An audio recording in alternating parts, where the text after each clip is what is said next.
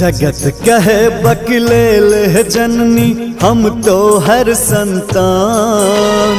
जगत कहे बकलेल है जननी हम तो हर संतान।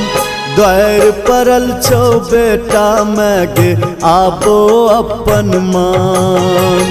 द्वार परल छो बेटा मैगे आबो अपन मान। जगत कहे बकलेल है जननी हम तो हर संतान। द्वार परल छो बेटा मैगे आबो अपन मान। द्वार परल छो बेटा मैगे आबो अपन मान।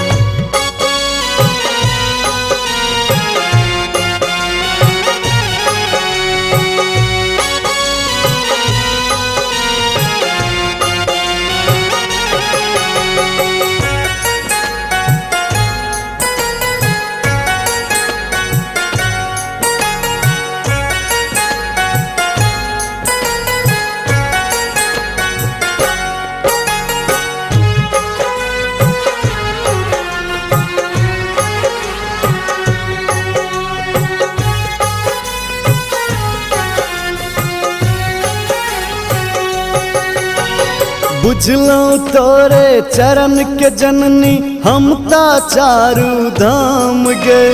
निश दिन तोरे आब दुआरी करै छी गुणगान गे।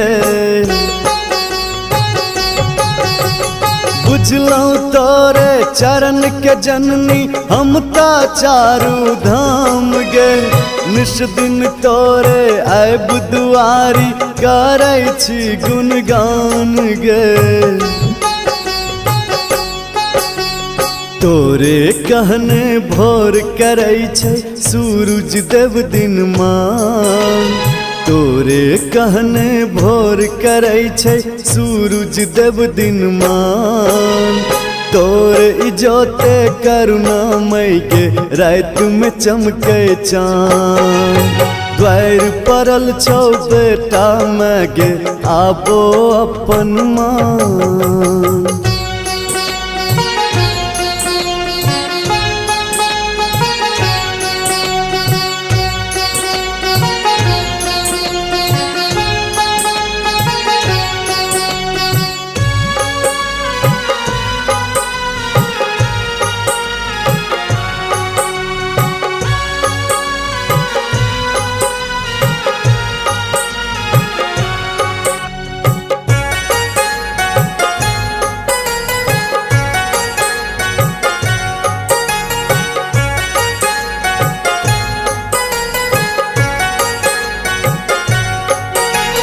कहने विपत के नरक पठेले जिंदगी भेले पहाड़ गे।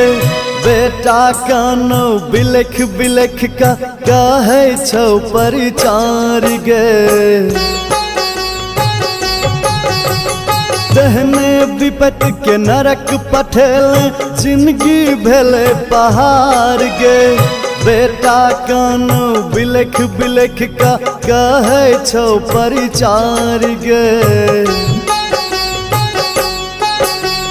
जो नहीं दरस देखब ही जननी तेज देबो हम प्राण।